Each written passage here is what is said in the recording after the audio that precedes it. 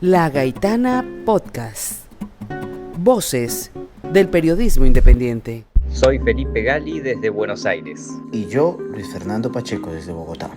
Y esto es Escrutinios, el podcast para analizar los resultados de las elecciones más importantes a lo largo del mundo. Y para defender la democracia en estos tiempos difíciles. Acompáñennos este 2025 para conocer a los candidatos, los partidos, las tendencias, los resultados y las implicaciones de los principales procesos electorales en América Latina y el mundo. Solo aquí, en La Gaitana Podcast. Bueno, y aquí estamos de vuelta en nuestro segundo capítulo de temporada de Escrutinios, el espacio radial para hablar de procesos electorales en Colombia y en el mundo, y que es una iniciativa de quien les habla, Luis Fernando Pacheco, y de mi compañero de panel, a quien presentaré en breve, Felipe Gali, que es producido por La Gaitana Periodismo Independiente y por la Fundación Universitaria Los Libertadores, que es anfitrión de este espacio. Felipe, muy buenas tardes de domingo. Muy buenas tardes a todos los que nos están escuchando. Un abrazo muy grande y como siempre un placer compartir con vos, Luisfer, y bueno, hablar un poco sobre el panorama electoral tan complejo que vive el mundo y bueno, concretamente el que vivió tu país la semana pasada. En efecto, hemos dejado reposar una semana el proceso electoral del pasado domingo 8 de marzo. En Colombia se llevaron a cabo elecciones legislativas para renovar la totalidad del Congreso de la República y además se llevaron a cabo 3 consultas con ánimo de definir candidaturas presidenciales y decidimos intencionalmente esperar un par de días primero para dejar procesar el escrutinio que no ha culminado, pero por lo menos se lleva muchísimo más avanzado de manera formal, y también para corroborar quiénes se inscribieron finalmente a las elecciones presidenciales que se llevarán a cabo el próximo 31 de mayo. Entonces, arranquemos, Felipe, arranquemos por contextualizar un poco la elección. Tú eres el experto en cifras, así que te doy la palabra y hablemos, si te parece, primero de las consultas y después hablamos un poco de las elecciones a Congreso. Bueno, teníamos las consultas en 3 coaliciones, ¿no? Para la presidencia, la gran consulta por Colombia era, sin embargo, la que levantaba un poco la mayor cantidad de expectativas, ¿no? Es vista como una de las principales coaliciones de la oposición de cara a las elecciones presidenciales de mayo, y tuvimos un triunfo rotundo, esperable, de Paloma Valencia, ¿no? La candidata del uribismo, que está ahora posicionándose en las encuestas o viendo cómo reaccionan las encuestas ante su resultado, ¿no? La consulta logró más de 6 millones de votos. Estoy buscando ahora el resultado en su totalidad, lo tenía por acá para poder hacer un repaso general por ello. Sí, acá lo tengo. Tenemos 3.236.000 votos para Paloma Valencia, que representaron más de un 55% de los votos emitidos en la consulta, contra Juan Daniel Oviedo, que se ubicó en segundo lugar, una candidatura un poco más de centro, ¿no? Si se quiere, con 1.255.000 votos. Y bueno, prontamente se va a proceder a la inscripción de la fórmula, ¿no? Se espera que el candidato vicepresidencial sea Oviedo, ¿no? En efecto, se escribieron ayer, Felipe, ayer en la mañana, ayer. Y se corrobora que esa es la fórmula. Sin embargo, ha despertado amplia polémica en medios y demás, porque además de que la confirmación duró bastantes días, pues el día de hoy nos despertamos con una entrevista bastante polémica con una de las principales revistas del país, donde hay aseveraciones como que la candidata presidencial está en contra de la adopción por parte de parejas del mismo sexo. Lo dice en la entrevista junto a Juan Daniel Oviedo. Y delante de su candidato a vicepresidente, que es abiertamente homosexual.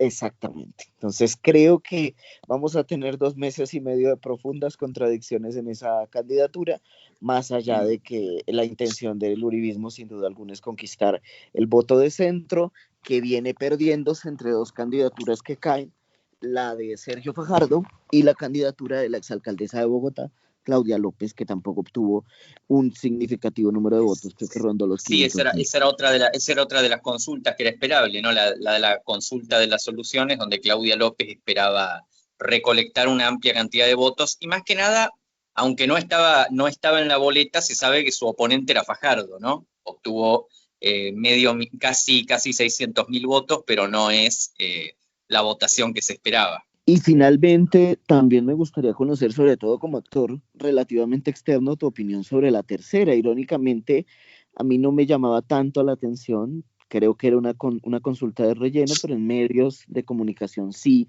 le dieron amplia relevancia a los resultados de lo que se llamaba la consulta del Frente por la Vida, donde en un momento se esperó que convergiera el candidato de la izquierda, Iván Cepeda, pero el Consejo Nacional Electoral denegó su inscripción diciendo que ya había participado en una consulta en el mes de octubre, y al final esta consulta también se diluye, y aunque obtiene más votos, ligeramente más votos que la de Claudia López, pues en términos absolutos, digamos, de candidaturas, también es un rotundo fracaso. Yo quisiera conocer un poco tu opinión al respecto, Felipe. Y vemos que Roy Barreras, que es el que finalmente termina ganando, gana con un 43%, que son 257.000 votos, contra 227.000 de Daniel Quintero. O sea, no solamente la consulta no logró reunir una cantidad significativa de votos, lo cual era esperable en ausencia de Cepeda y de los candidatos del pacto histórico, básicamente del oficialismo de izquierda. Ya no parecía tener sentido, ¿no?, hacer una consulta de izquierda, y en ese sentido, encima, para colmo, que el ganador gane con un 43%, o sea, no ganó ni la mitad de una cantidad de votos que encima es pequeña, vemos que cae todavía más en lo que es la irrelevancia. Yo quería retomar, ¿no?, por lo que vos habías señalado antes, ¿no?, del uribismo buscando el voto de centro, que allá enfrentan una amenaza no menor, que es que también tienen que disputar el voto de derecha con Abelardo de la Espriella. Entonces, ahí es donde vamos a ver todavía más problemas con eso de las contradicciones, porque al uribismo lo están atacando mucho con que la candidatura de Oviedo implica una claudicación en muchos temas que para la derecha son claves, sobre todo los valores conservadores. Mira, Felipe, que yo ahí tengo disensos al respecto. El podcast El Hilo de Radio Ambulante sacó un muy buen análisis sobre el tema de las nuevas derechas y los valores ultraconservadores, que los entendemos muy bien, en redes sociales se ven muy bien. Y pues evidentemente aquí hablamos en el último capítulo de la temporada pasada sobre el fenómeno Cast, que se posesionó esta semana en Chile. Pero yo en Colombia tengo mis disensos. Yo considero que, que uno de los factores relevantes en la popularidad del presidente de izquierda, del presidente Gustavo Petro, y que tiene una correlación cuantitativa con el porcentaje que las encuestas le dan a su candidato Iván Cepeda, tiene que ver con algunos elementos que en Colombia son novedosos, en Argentina no, como es el tema económico. En Colombia el tema económico nunca era relevante en la definición presidencial. Yo a veces siento a la derecha, sobre todo a la derecha uribista, perdida en la idea de los discursos de las nuevas derechas, tratando de captar valores y de hablar de valores y de eslogan de familia y demás, con el objetivo que tú has identificado muy bien, que el voto no se le vaya para donde la Espriella, pero en mi opinión es una lectura absolutamente, es una lectura de X, es una lectura de red social, porque evidentemente en la calle yo siento que esa no es de las principales preocupaciones de la gente hoy. Es decir, que de la Espriella ha sido mucho más inteligente en captar, por ejemplo, las inquietudes de la ciudadanía frente al tema de seguridad en términos urbana, pero también seguridad en términos de... Y es de que una al final del día son los temas que llevan a la gente a votar. Exacto. La economía y la seguridad. No hay otro gran tema. Realmente es muy raro encontrar elecciones signadas por otro gran tema, salvo que estos fuesen tan obvios y tan resonantes, o que la situación económica y de seguridad de un país esté tan bien que no tengas otro tema del cual hablar, pero ahí empiezan a predominar los valores sociales y la transparencia institucional, la corrupción. Pero previo a eso es economía y seguridad. Y con la América Latina que tenemos en esta década, parece que vamos a ver exclusivamente campañas asignadas por economía y seguridad durante los próximos años. Y a veces termina siendo economía versus seguridad. De acuerdo, y por eso me parece llamativo que hoy hoy la fórmula uribista esté perdida 8 días después de un triunfo tan contundente en materia electoral, se haya perdido en un laberinto que ellos mismos construyeron y que no está pidiendo la opinión pública. Obviamente un medio de comunicación, cualquiera que sea, la revista Cambio merece todo mi respeto, es una revista seria, pero un medio lo que busca es precisamente generar titulares. Y yo creo que están construyendo una serie de contradicciones que evidentemente le terminan beneficiando a las otras dos opciones, a la Y opción de la eso, izquierda y a eso la me, opción de la estrella.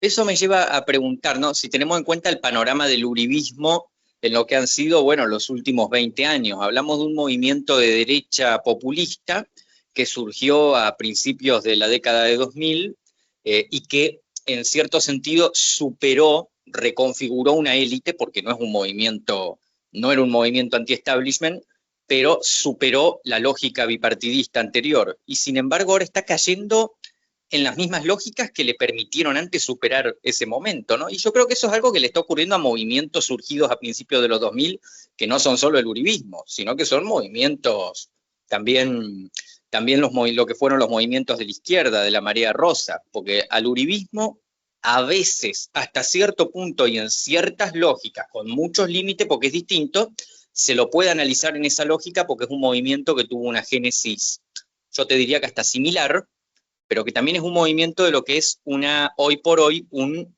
establishment, una élite, y que se va agotando ante el surgimiento de discursos diferentes, que es algo que también lo vimos acá en Argentina, ¿no? Con el ascenso de Milei. ¿Vos crees que pueda pasar por ahí?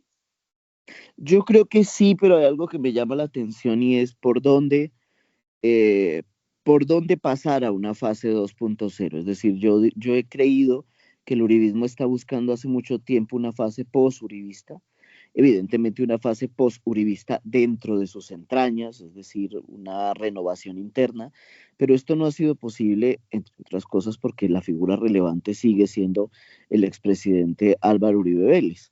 Y hay algo que me llama la atención y es algo paradójico. Yo lo estoy analizando con un grupo de investigación hace un par de semanas y tú lo vas a entender, y era el fenómeno Milei.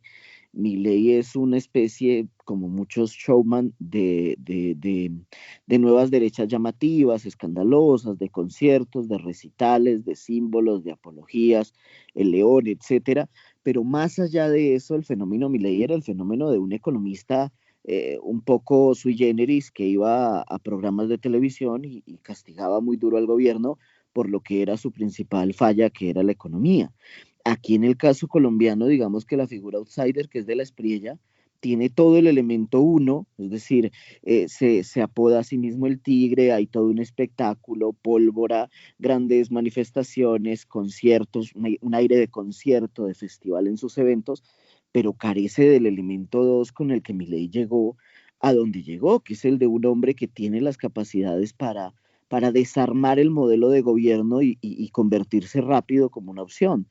A mí me llama la atención porque, insisto, aquí no hay yo no sé si utilizar la palabra profundidad para hablar de Milei es la ideal, pero no hay el saber técnico, por lo menos, que catapulte un poco la otra figura del hombre show de Milei. Entonces, el uribismo para mí está atrapado en esa contradicción, no hay otra oferta, pero tiene que luchar y creo que está luchando contra ganarle a De la Espriella en primera vuelta para luego disputarla a la izquierda y cambiar rápidamente su discurso.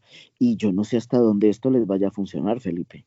Y bueno, hay que tener también en cuenta en qué condiciones llega la derecha a estas elecciones, porque en realidad el panorama para el oficialismo es muchísimo más favorable que el que había acá en Argentina para el peronismo en 2023. Eso es indiscutido. Vos tenés Eso es encuestas cierto. donde a Cepeda le va bien, o sea, Cepeda está en condiciones perfectas para Eso llegar es a ser electo cierto. presidente. No, no perfectas, pero la va a tener que pelear, va a ser una elección disputada, pero puede ganar. En 2023 nadie creía que el peronismo fuera a ganar. Nadie. De En acuerdo. en la última etapa hubo alguna, pero...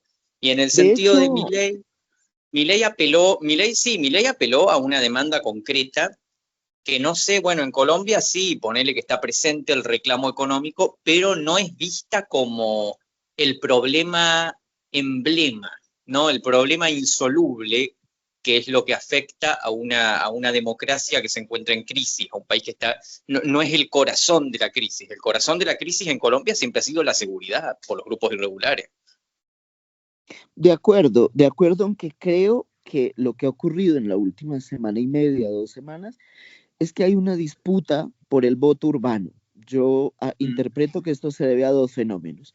El fenómeno número uno es la multiplicidad de candidatos. Si la memoria no me falla, quedarán 14 en el tarjetón electoral, un número demasiado amplio para un país que estuvo 2 siglos en el bipartidismo.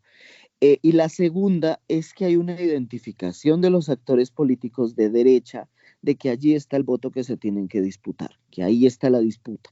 Y creo que por eso lo que estamos viendo hoy, en estas 2 semanas, insisto, es un debate que va en torno a otros temas, que no es la seguridad y que tampoco es la economía, como por ejemplo los símbolos en torno a los valores. Esta mañana me llamó la atención un tuit que vi de Sergio Fajardo, que es un tuit bien llamativo porque lo que hace es un poco cuantificar, no le estoy dando crédito, habría que ver las cifras, pero él cuantifica las promesas de Petro en dinero, en cuánto vale cada una, en cuánto tiene realmente el gobierno para ejecutarlas, y dice aquí hay un montón de promesas inviables.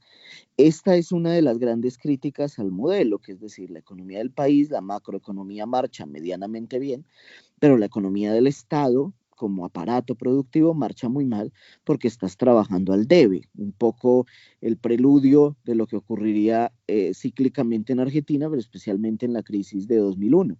Sin embargo, lo dice Fajardo, que es uno de los candidatos que más pierde votantes, percepción positiva en las encuestas, es decir, los problemas nucleares en torno a ganarle a Cepeda como heredero del proyecto de Gustavo Petro parecen desdibujarse porque los candidatos que puntúan en las encuestas están prefiriendo dar debates que el país dio hace 15 años y lo dio en las cortes judiciales y no en el ejecutivo ni en el legislativo, como es, por ejemplo, los derechos de las parejas del mismo sexo. Entonces, a mí lo que más me llama la atención es que siento que hay un montón de candidatos disputando luchas viejas, mientras el candidato que puntúa en las encuestas decide no participar sencillamente en esos debates y seguir siendo llevado por la corriente en brazos del 35% que más o menos le dan las encuestas. Es una interesante visión, sí, a ver, sobre todo yo creo que lo que vemos en candidaturas como las de Espriella y siguiendo la línea de tu comparación con Milei, es que también no se trata solo, en este caso no está presente, pero no se trata solo de hacer un señalamiento técnico de lo que es inviable, lo que no, sino también caer haciendo promesas, o sea, y vendiendo el panorama alentador al que querés llegar, y también vendiendo una estética o una épica, si quiero construir una épica alternativa a la del gobierno, y al mismo tiempo también montarse, aunque sea como ancla, si se quiere, en el sentimiento anti, porque aunque Del Espriella está intentando construir un movimiento populista, asciende de la mano de sentimientos del antipetrismo por un lado, pero también del antiuribismo, porque no olvidemos que esto también es un panorama que a mí me recuerda mucho a lo que pasó en 2022, ¿no? que llegó Rodolfo Hernández de la nada y movió a los candidatos de la élite para disputarle a Petro la segunda vuelta. No le salió, perdió por poco, pero no dejó de ser la candidatura sorpresa de la elección. Todo el mundo esperaba que Petro llegara, pero nadie esperaba que llegara él así tan lejos. Y también, yo creo que por ese mismo lado también pasan candidaturas como las de Del Espriella. Felipe, y esto no podría dejar de analizarse, y creo que será nuestro segundo gran bloque, sin el legislativo. Petro tuvo importantes limitaciones durante su primer periodo, porque nunca logró consolidar mayorías absolutas en el Congreso, si bien tuvo reformas importantes que le pasaron con el apoyo de los partidos tradicionales, pues su gran apuesta era la renovación del Congreso, y yo creo que vale la pena hacer un análisis allí, dar un contexto a nuestros oyentes, también porque nos escuchan audiencias fuera de Colombia, darle un contexto de las elecciones al Congreso que también se llevaron a cabo el domingo pasado, y hablar un poco de lo que le esperará al próximo presidente cuando entre con un Congreso nuevamente renovado y con importantes cambios. Entonces, si te parece, hagamos un balance sobre esas elecciones y sobre esas cifras en el Congreso. Pasemos primero por el Senado, que es el que se analiza nacionalmente. Pido perdón si se me escucha raro, mi gato está tratando de atacarme. Debe tener algún disenso sobre tus posiciones políticas, Felipe. Sí, sí, es bastante autoritario Póker, pero bueno. Procedo, vamos con el Senado. El pacto histórico obtuvo un considerable aumento de votos, ¿no? Logra 22,72%, que si bien eso en cualquier país sería visto como una cifra baja, ¿no? En las elecciones legislativas colombianas, según tengo entendido, hay una enorme cantidad de aparatos políticos que se movilizan a nivel regional, a nivel también en clivajes rural y urbano, mueven aparatos clientelares y terminás teniendo a las fuerzas nacionales o que se basan en liderazgos nacionales mucho más debilitadas o mucho más complicadas. Entonces un 22% es en realidad una fuerza bastante alta, ¿no? Más de casi 4,5 millones de votos, y obtuvo 25 senadores, lo que es un aumento respecto a los que había obtenido en 2022, que, bueno, en ese momento, en esa instancia, había obtenido 20. No hay que olvidar igual que para lo que es izquierda colombiana, la elección ya de por sí venía representando un lastre, que era que no iban a tener los 5 escaños que tenía garantizadas la FARC en virtud de los acuerdos de paz que expiraron en esta elección. De Y la acuerdo. FARC no obtuvo ni un 1% de los votos, el partido que lo sucedió. En segundo lugar queda Centro Democrático, el partido de Uribe, con un 15,62%, mete 3 millones de votos, y es un dato interesante no pensar que Paloma Valencia obtuvo más votos en la consulta que los que obtuvo Centro Democrático en la elección legislativa. O sea, se considera que buena parte de su votación provino de la movilización de aparatos de Centro Democrático, pero que terminara obteniendo más votos ella que el partido. Habla bien de ella, habla bien de su candidatura, y obtuvo 17 senadores. Ahí teníamos la candidatura de Uribe, ¿no? Que se puso en el lugar 25 de la lista de Centro Democrático, y aunque no logró entrar, él no creo, yo estoy muy seguro de que su objetivo nunca fue ese, él nunca quiso entrar al Senado. Si no, se hubiera puesto primero en la lista, o incluso se podría haber puesto más disimulado, quinto, décimo, y con eso entraba cómodamente, pero en realidad el objetivo era intentar captar a la mayor cantidad de votantes de derecha desafectos con Centro Democrático posibles para recuperar el segundo o el primer puesto, ¿no? A nivel nacional. Y hasta cierto punto tuvo éxito porque logró quedar segundo. Después queda en el Partido Liberal, con 13 senadores. Hubo una caída bastante importante para los partidos tradicionales que no están liderando, si se quiere, ¿no? El Partido Liberal y el Partido Conservador, los dos tuvieron pérdidas importantes de escaños. Después está la coalición Alianza por Colombia, ¿no? La que lidera el Partido Verde, que obtuvo 10 escaños. Y después todo lo que es Partido de la U, Cambio Radical, todos esos tuvieron ligeras caídas, ¿no? Y después ahí está Salvación Nacional, que es el partido que apoya a De la Espriella, que si bien no obtuvo una votación interesante, y yo creo que ahí quizá les hubiera podido ir mejor si Uribe no hubiera sido candidato, pero es una valoración personal, obtuvo 4 senadores. Eso es interesante, lograron superar la barrera del 3% y obtener 4 senadores. Después lo que es representantes, ahí es más difícil analizarla porque tenés que tener todos los panoramas regionales que están ahí involucrados, pero también al pacto histórico le fue muy bien, se mantiene como la primera fuerza legislativa y logra crecer a 41 representantes propios. El próximo Congreso evidentemente va a ser igual de disputado que el anterior, va a tener que haber negociaciones duras en cualquier caso, pero es manejable, no es un Congreso, si se quiere, completamente cooptado por un bloque político. Eso es lo que yo diría. ¿Vos qué opinás? Estoy de acuerdo totalmente. Yo haré un par de precisiones. La primera es que aunque el pacto se alza con 25 senadores, los rumores en el seno de los escrutinios del conteo legal, cuyo plazo vence el 19 de julio, habla de 26-27, es decir, se habla de un número superior a 50.000 votos rescatados en los últimos conteos, en los conteos oficiales, y aunque no es oficial y solo tendremos el valor oficial en un par de semanas, lo que sí es que ellos dan por descontado que pueden aumentar 1 a 2. Tu lectura sobre que a Salvación Nacional le pudiera haber ido mejor si Uribe no estaba me parece llamativo porque yo la he hecho exactamente al revés. Y es que el uribismo podría haber alcanzado unas 4, incluso 5 curules, es decir, hubiera llegado Uribe si Salvación Nacional no se hubiera presentado o si no hubiera sido apoyado por Abelardo de la Espriella, porque el cuatrienio pasado ese partido, por ejemplo, no alcanzó ninguna mayoría. Y también hubo un saboteo de un partido que no alcanzó senadores, pero que le quitó votos al uribismo y además que era un poco de su casa, que fue la fuerza política denominada Creemos, un movimiento presidido por el hoy alcalde de Medellín y ex candidato presidencial Federico Gutiérrez, que no alcanzó quórum, pero logró impactar en votos en una zona que es puramente uribista, como es el departamento de Antioquia, tierra del expresidente Uribe.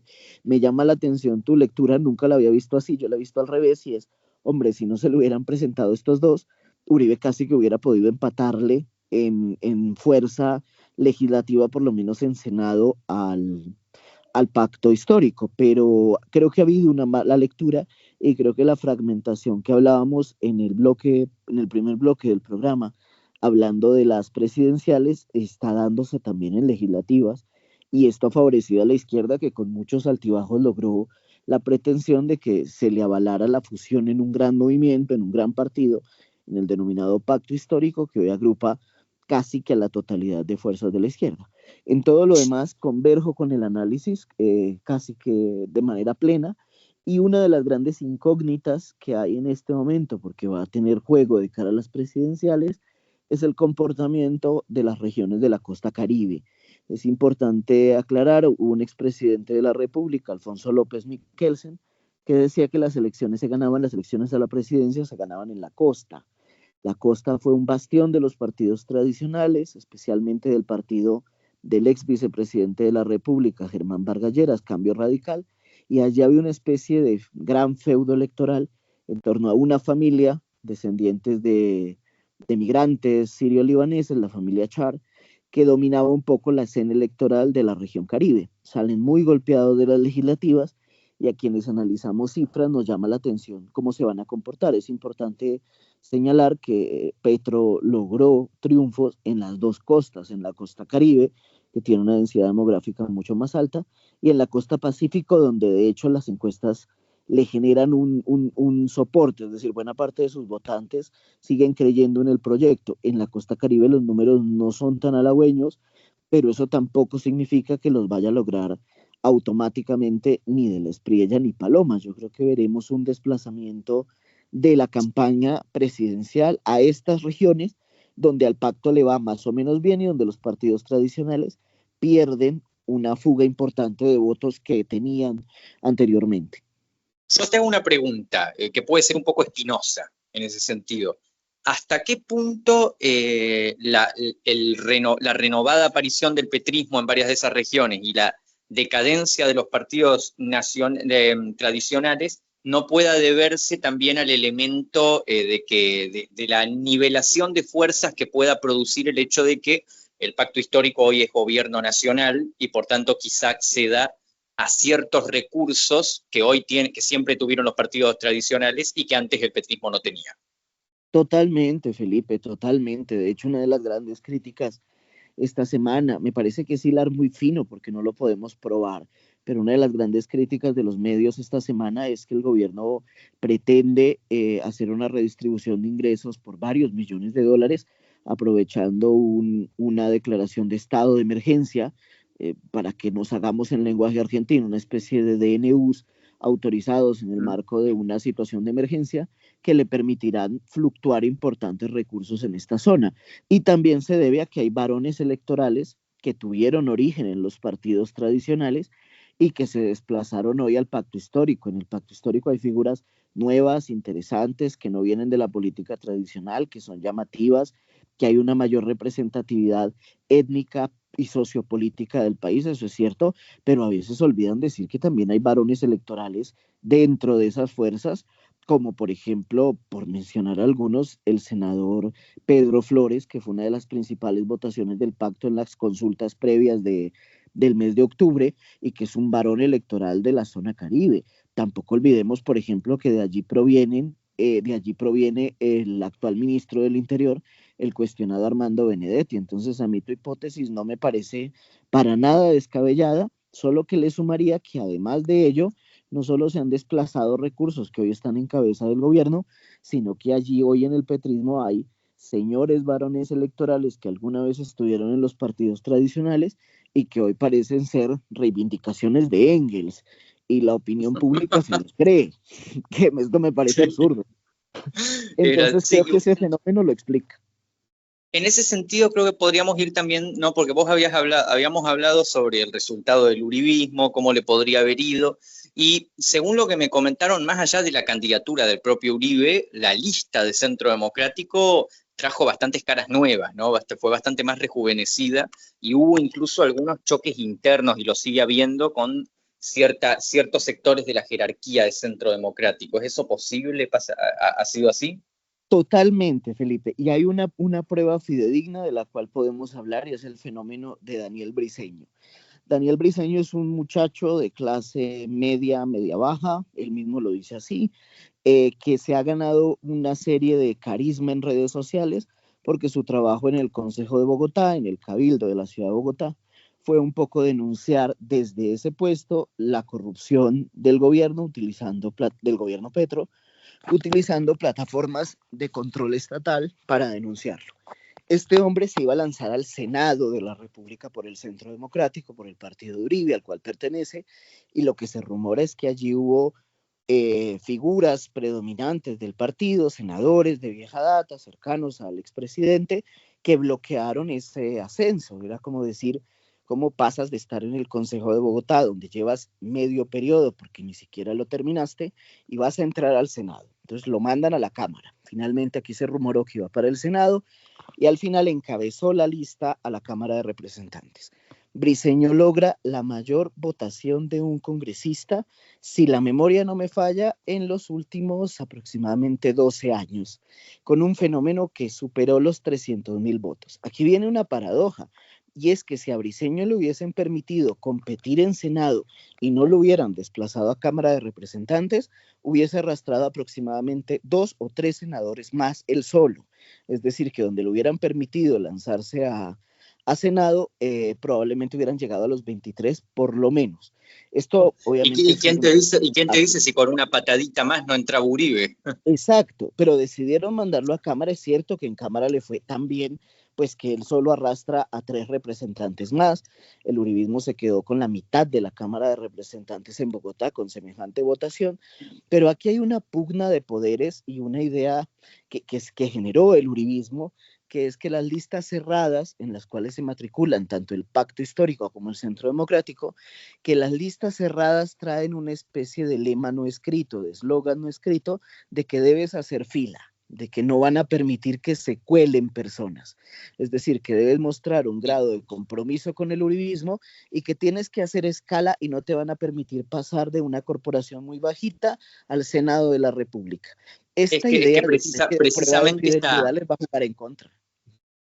Esta nueva política, ¿no?, que ha estado surgiendo, perdóname que te interrumpa, estos nuevos movimientos políticos personalistas, populistas, siguen desde la lógica de un ascenso outsider, y los partidos tradicionales obviamente están compitiendo internamente entre los que quieren abrazar un poco ese fenómeno, que por ahí Centro Democrático lo está haciendo un poco mejor que varios partidos tradicionales de la región, por más que siga teniendo las mismas pujas que otros, o atrincherarse, ¿no?, en eso que vos decís, en eso de hacer fila, padrinazgo, clientelismos arraigados, en fin, y todo eso que a la larga termina espantando no solo militantes y figuras renovadoras, sino votantes.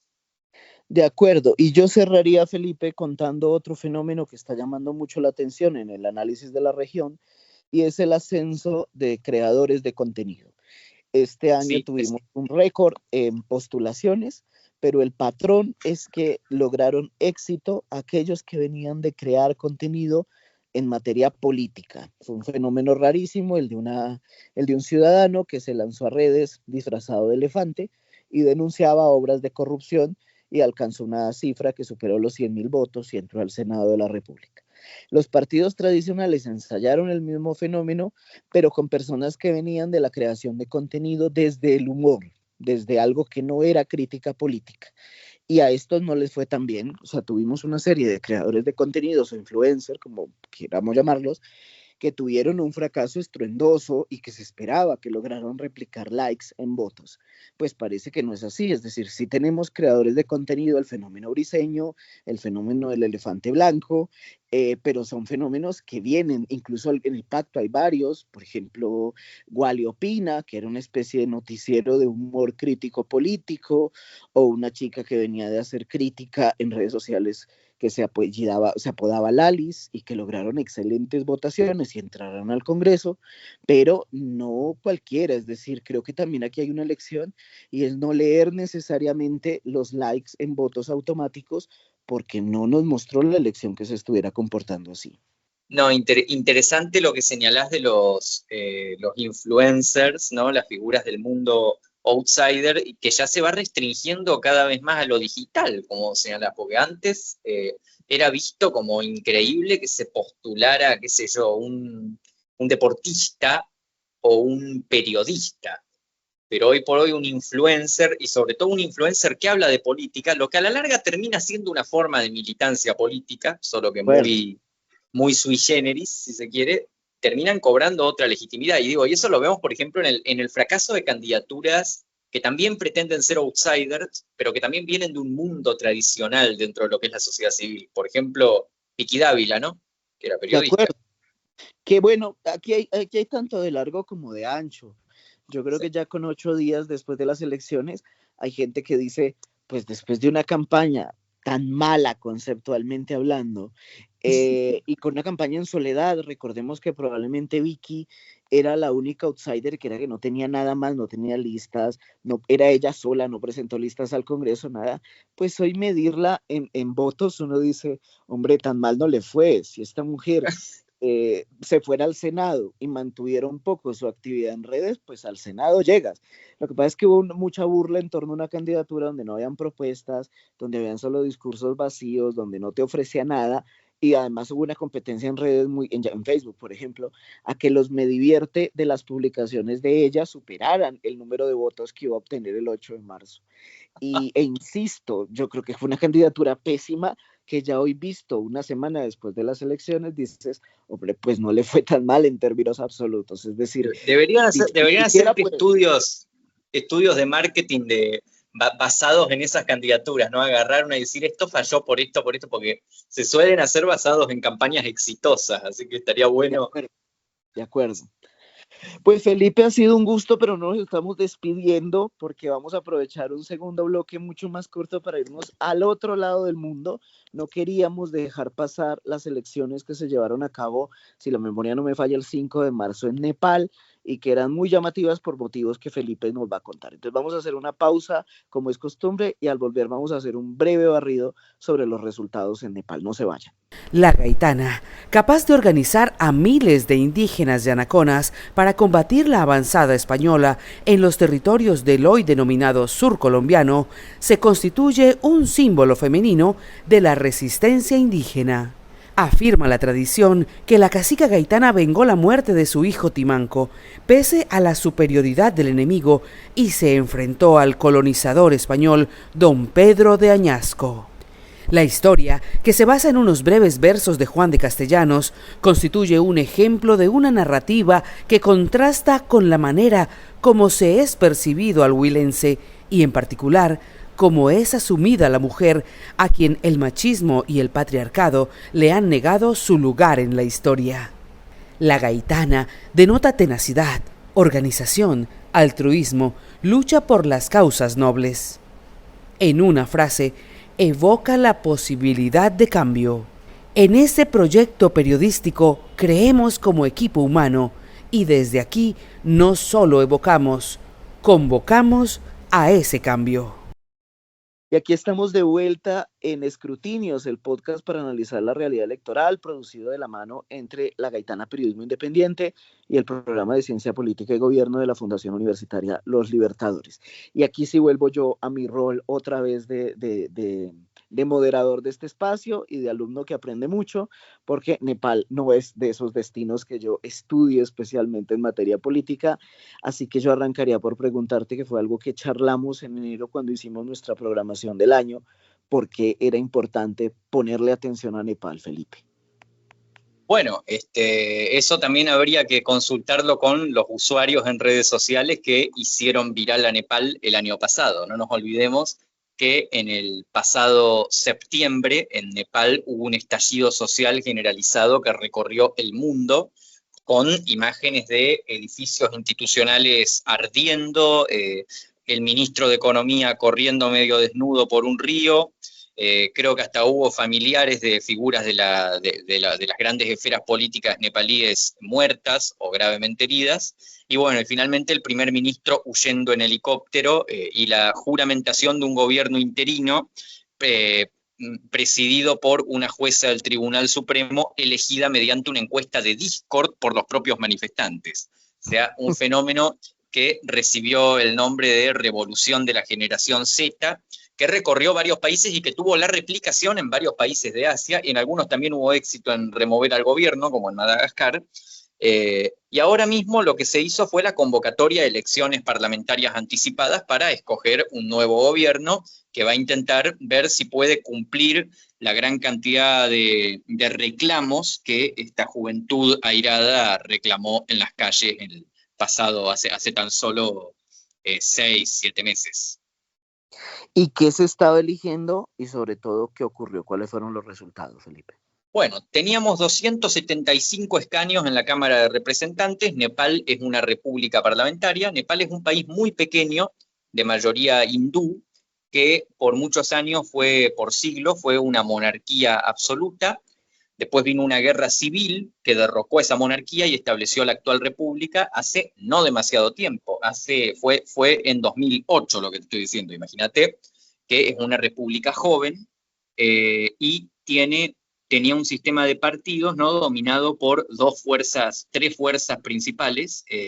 Unos eran las dos facciones del Partido Comunista, que eran las que habían jugado un papel en la guerra civil y en el derrocamiento del régimen monárquico, y el Congreso Nepalí, que era un partido tradicional centrista, que era el que había reclamado primero una monarquía constitucional y luego ayudó a construir la república. No era un sistema bipartidista, tripartidista, porque el Partido Comunista tendía a dividirse, que gobernó los últimos 18 años con 3 liderazgos, los 3 líderes ancianos de los 3 partidos, que eran Sherbaur Deuba en el Congreso, Sharma Oli en uno de los partidos comunistas, y Kamal Dajjal en el otro partido comunista. Estos 3 líderes tenían más de 80 años y se habían alternado en el cargo de primer ministro durante la última década y media, durante la cual, bueno, Nepal tiene graves problemas económicos, un desempleo muy alto, una desigualdad inmensa, y hay más de 3 millones de nepalíes en este momento en el extranjero enviando remesas con las que sostienen el sistema económico.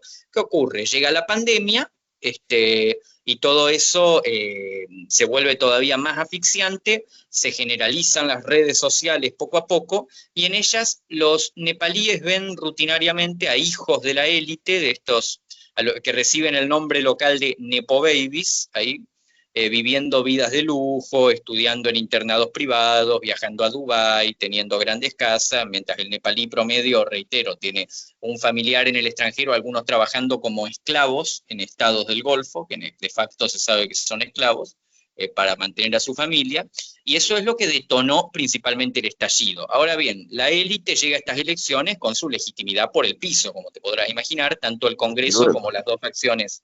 Sí, como las dos facciones del Partido Comunista, y empieza a ascender una nueva fuerza que es el Partido de la Independencia Nacional, así se llama, o Partido Independiente Nacional, que era liderado por un presentador de televisión, te podrás imaginar, el típico partido outsider, liderado por sectores de la sociedad civil y elementos como más económicamente liberales incluso, pero muy progresistas en temas sociales, y candidatean a Balen Shah, que es el alcalde de Katmandú, que había sido electo como independiente, tiene 35 años y era rapero. para que te hagas una idea hasta dónde llega. Era un exponente muy representativo de este movimiento y se esperaba que tuviese un desempeño sólido. Este Valenciac lo que hace es disputarle las elecciones a los comunistas, polariza con los comunistas, y encima, para colmo, el ex primer ministro depuesto por la revolución, Yarma-Oli, se vuelve a presentar a la elección. No es que huyó del país o se exilió. Entonces la elección parecía como un duelo entre estos dos, y ya llegó hasta el punto de disputar la misma circunscripción que Yarma-Oli, ¿no? Era un sistema uninominal, un distrito, un diputado, que era un bastión del Partido Comunista. Y bueno, se esperaba que tuviera un buen resultado. Te voy a decir lo que pasó. Arrasaron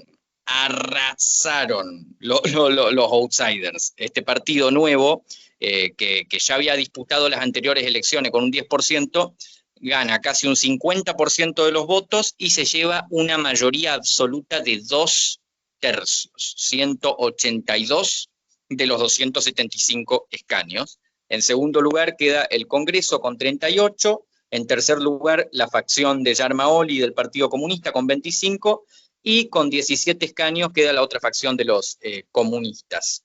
Entonces fue una masacre. De hecho, los reformistas ganaron todos los escaños de Katmandú, todos los escaños de las áreas urbanas, y los comunistas se vieron muy restringidos a las áreas rurales donde eran fuertes, pero también las perdieron a la gran mayoría. Fue una masacre electoral. O sea, realmente fue una consolidación de esa revolución, y Valencia va a asumir como el próximo primer ministro de Nepal. ¿Qué tanto pueden hacer con esas mayorías? ¿Qué tanto puede cambiar el país, Felipe? Lo que quieran, básicamente. O sea, a ver, lo que logren va a depender tanto de su misma unidad, que hay que ver qué tipo de gente es la que ha sido electa, ¿no? Cómo actúan estos nuevos diputados, porque es un partido compuesto más que nada por outsiders, gente de la sociedad civil, candidaturas jóvenes. Hay que ver si logran mantener la misma cohesión que mantuvieron para las elecciones, y también hay que ver cómo se comporta el nuevo liderazgo de Valencia con el de Ravi Lamijane, que era el líder del partido, el que fundó el partido, que lo candidateó a Valencia porque era más popular.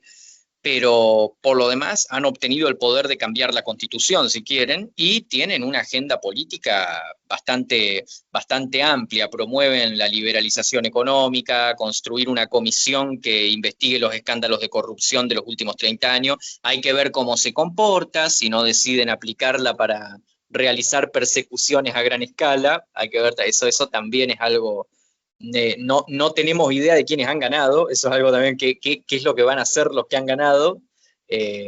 Promueven, sí, revisar todos los servicios públicos, en fin, están vendiendo un país de las maravillas que van a construir, y hay que ver si el accionar político está a la altura de las circunstancias, pero lo que sí les han dado un mandato que es incontestable, y que si no se cumple, bueno, podría devenir en un estallido de proporciones similares. Ya los nepalíes dejaron claro que no les gusta que los pasen por arriba. ¿Y qué tanto han cambiado las cosas a un año de la revuelta? ¿Las condiciones están más tranquilas, por lo menos socialmente hablando, Felipe? Sí, el país está más tranquilo, pero el gobierno interino no ha realizado grandes reformas ni en el plano social ni en el plano económico. Lo único que hizo fue pacificar el país y garantizar la convocatoria a las elecciones. Han pasado 6 meses, además ni siquiera ha pasado un año. Yo creo que los grandes cambios no se van a ver hasta que hayamos visto un año de este nuevo gobierno recién electo. Pues Felipe, muy interesante, de verdad ha sido un placer, y como chiva electoral, antes de cerrar y despedirnos de la audiencia, hace unos minutos se ratifica que por primera vez al PP no le va tan mal en las elecciones de Castilla y León hoy en España, al Partido Popular Español. Esta vez Vox no le come terreno, y por lo menos parece que hay caras de alegría de que en esta ocasión no ceden ante la extrema derecha. Y como estaba no solo eso, por primera vez el PSOE obtiene más votos que en una elección anterior, también. Sí, también me sorprendió lo mismo, por lo menos. Mañana tendremos al gobierno tratando a partir de este análisis para mostrar que no está perdiendo tanto y que se puede mantener en el gobierno. Pues Felipe, gusto, de verdad, este análisis casi que triple, incluyendo la chiva de última hora de España. Muchísimas gracias, Felipe, por este nuevo episodio de Escrutinios. Muchas gracias a vos, Luis Fer, siempre es un placer, y espero que volvamos pronto. Y a ustedes, invitarlos a seguir nuestras redes sociales y a leer nuestro medio productor, La Gaitana Periodismo, en www.lagaitana-periodismo.com. Siempre es un gusto acompañarlos. Que tengan un buen resto de semana. Chau, chau. Escrutinios es una idea original de Felipe Gali y Luis Fernando Pacheco, producido por La Gaitana Periodismo Independiente. El diseño sonoro es de Ani Cortés, la edición es de Diego Achuri y la voz institucional de La Gaitana es de la poetisa Ana Patricia Collazos. Este fue un producto de La Gaitana Periodismo Independiente. Puedes visitar nuestra página web www.lagaitana-periodismo.com y seguirnos en Facebook como La Gaitana Periodismo Independiente, en Instagram, TikTok y X como La Gaitana Periodismo.